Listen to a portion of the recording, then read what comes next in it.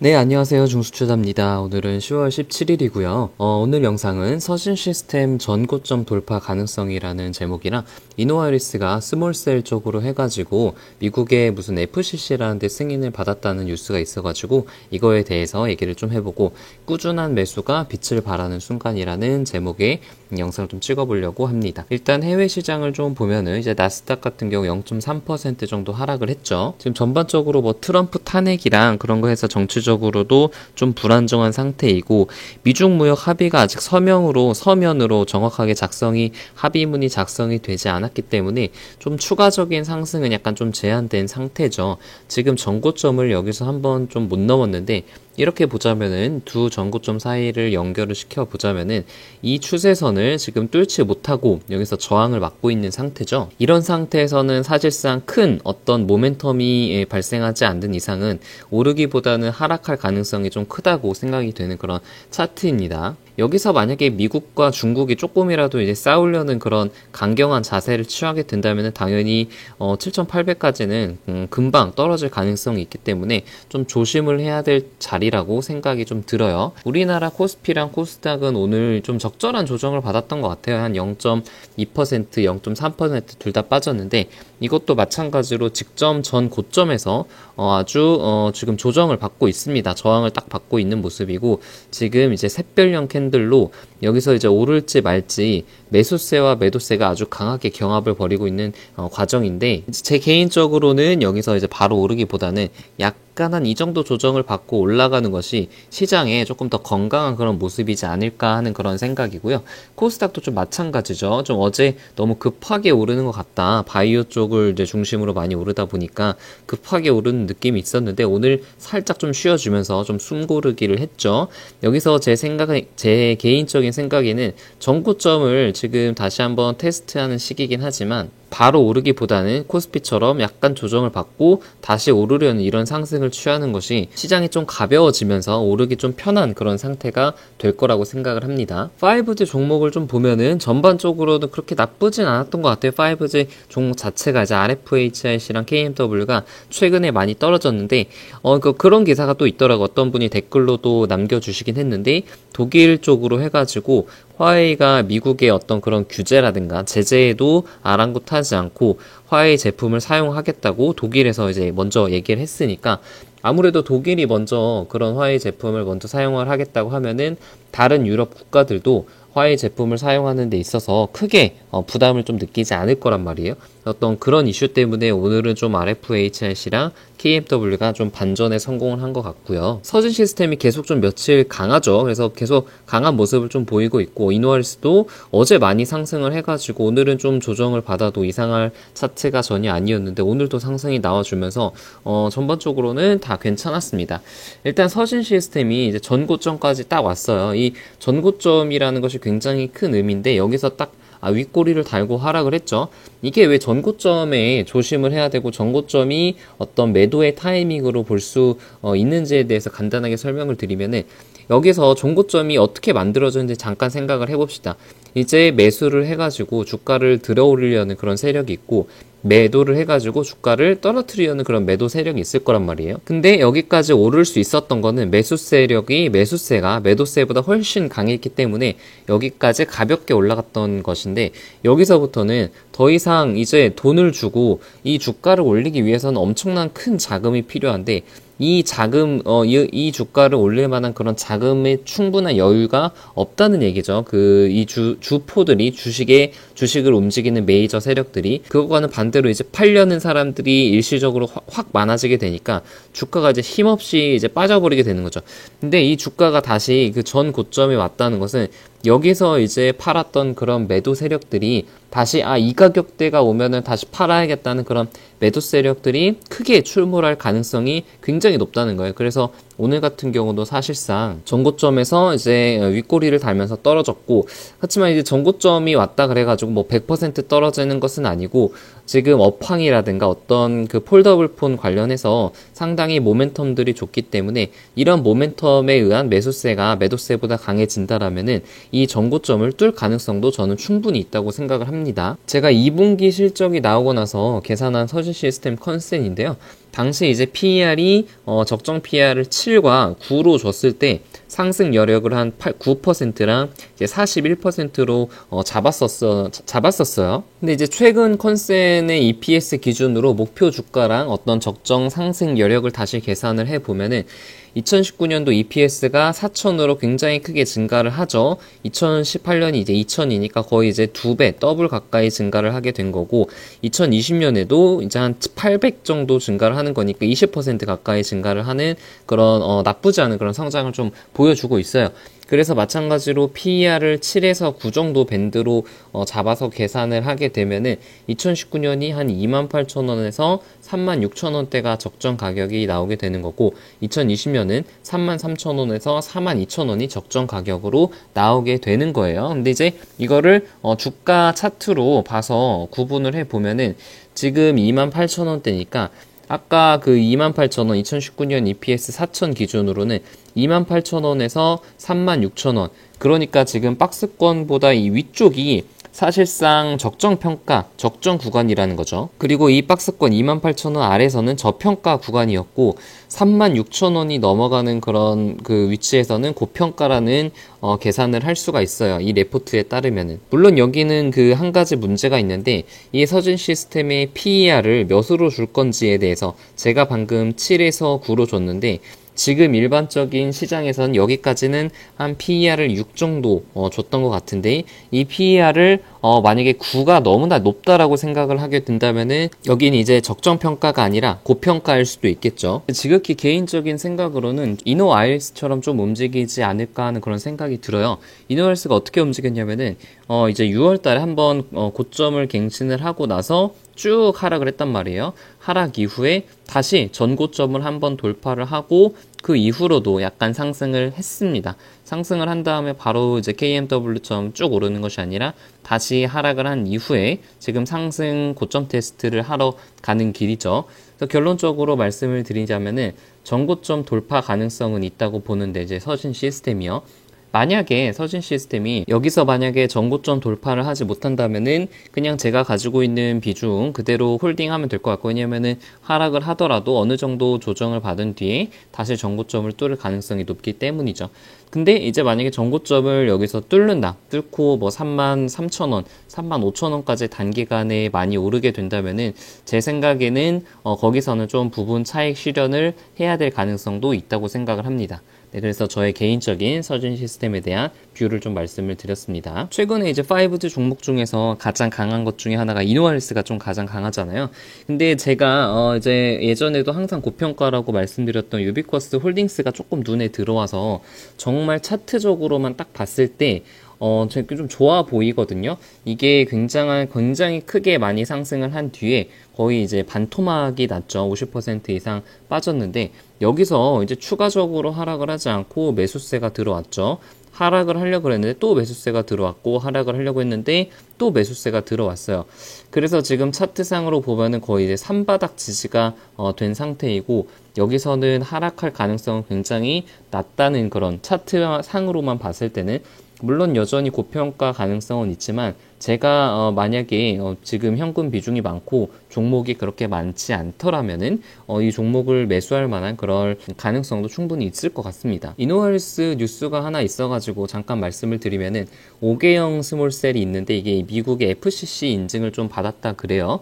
그래서 이제 3.5GHz 대역 공공 주파수로 벽이나 기둥 등 5개 구조물에 설치돼가지고 이동통신 서비스 제공에 이용될 것이라고 얘기를 하고 있어서 미국의 스몰셀 시장에 좀 교두보 역할이 되었다라는 그런 평가를 받아서, 사실 어제 좀 되게 유난히 많이 올랐어요. 이노알스가 7% 이상 올랐는데 이게 이런 뉴스가 이제 반영이 돼가지고 좀 외국인이 많이 샀던 것 같고, 지금 오늘도 사실상 거의 1% 올랐으니까 굉장히 매수세를 강하고 전고점을 뚫을 가능성도 조금 있어 보입니다. 그래서 제가 이노아리스를 지금 언제부터 매수했는지 좀 보여드리면은 이게 지금 4월달이거든요. 4월달에 처음 매수를 해가지고 몇 번을 지금 매수했는지 제가 세어봤는데 총 24번 분할 매수를 했더라고요. 그러니까 뭐 사실 제가 분할 매수 방법에 대해서 뭐 3분할 매수, 5분할 매수, 뭐 10분할 매수라는 그런 얘기를 많이 말씀을 드렸잖아요. 근데 사실상 이런 숫자들은 큰 의미가 없는 것 같고, 분할 매수의 기본적인 저의 포지션은 제가 생각했던 가격보다 이제 많이 하락을 하거나 아니면은 계속 그 떨어질 때마다 굉장히 소량씩 이렇게 매수를 하는 거예요. 그래서 여기서 이제 전고점을 뚫고 나서 계속 오를 거라고 기대를 했는데 예상과는 다르게 5G 종목들이 사실 9월 달에 조정을 조금 많이 받았죠. 그래서 조정을 받으면서 저는 계속 매수를 좀 했단 말이에요. 지금 여기서 사실상 수익률이 여기보다 더 높진 않아요. 수익률이 여기서 한 26% 정도였나? 잘 기억 안 나는데. 근데 지금이 한 24% 정도로 이 구간 36,000원대죠. 36,000원대보다 수익률 자체는 낮아졌는데 여기서 매수를 추가적으로 했기 때문에 지금 수익금 자체는 훨씬 더 높아졌어요. 훨씬까지는 아니지만 여기보다 수익금이 더 높아졌습니다. 결국에는 하락을 할 때마다 매수가 정답이었던 것 같고 제가 9월달 내내 하락할 동안 5G에 대해서 일관적으로 말씀을 드린 것이 하락할 때마다 분할 매수를 할 것이다 라고 말씀을 드렸는데 지금의 9월달에 다시 돌아봐서 생각을 하면은 그것이 좀 정답이었던 것 같고 댓글에는 이제 어떤 분들은 분할 매수를 하셨다는 분도 계셨고 매도를 하셨던 분도 계셨던 것 같아요. 아무튼 선택은 본인의 몫이니 이제 모두 존중을 해드리고 중요한 거는 본인의 판단에 대해서 피드백을 하고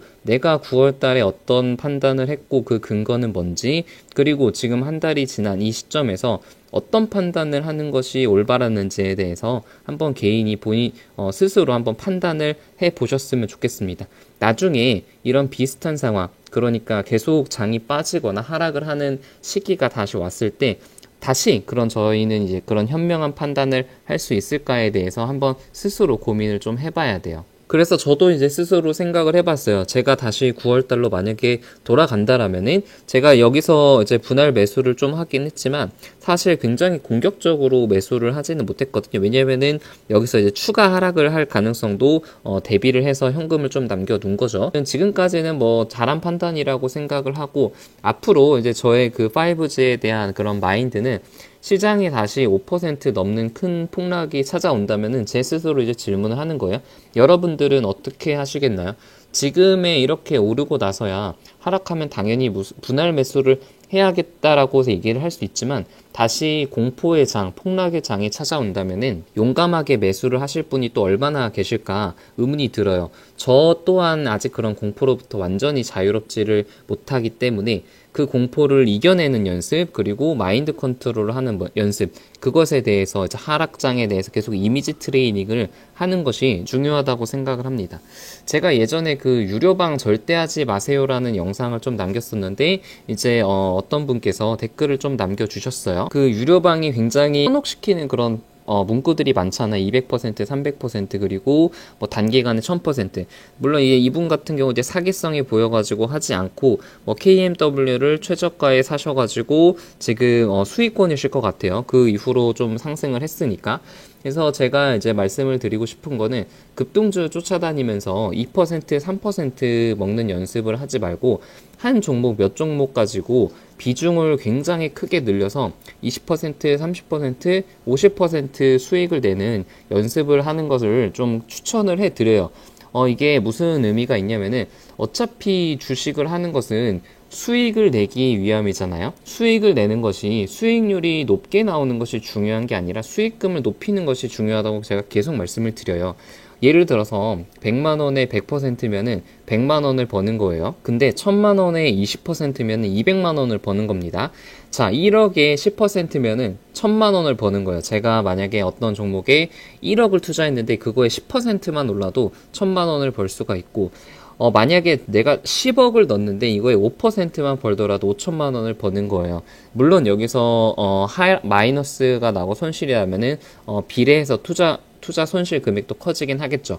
근데 아무튼 제가 말씀을 드리고 싶은 거는 이 비중에 따라서 수익금의 차이를 느끼셔야 되고 다시 한번 강조를 말씀을 드리지만 비중을 크게 해서 수익금을 크게 하는 것을 목표로 해야지 뭐 하루에 1%, 2% 왔다 갔다 메뚜기처럼 이 종목 저 종목 왔다 갔다 하면서 매수를 하는 것이 아니라 몇 가지 종목 자기가 정말 자신 있는 섹터, 자신 있는 종목들을 정해가지고 그 종목을 정말 깊게 파서 그 종목으로 큰 금액을 투자를 해가지고 10%, 20% 이렇게 수익을 내는 목표를 연습을 하시는 게 좋을 것 같습니다. 오스템 임플란트가 조금 눈에 띄는데 오늘 굉장히 많이 하락을 했어요. 12% 넘게 하락을 했는데 최근에 이게 오스템 임플란트가 이슈가 굉장히 많았습니다.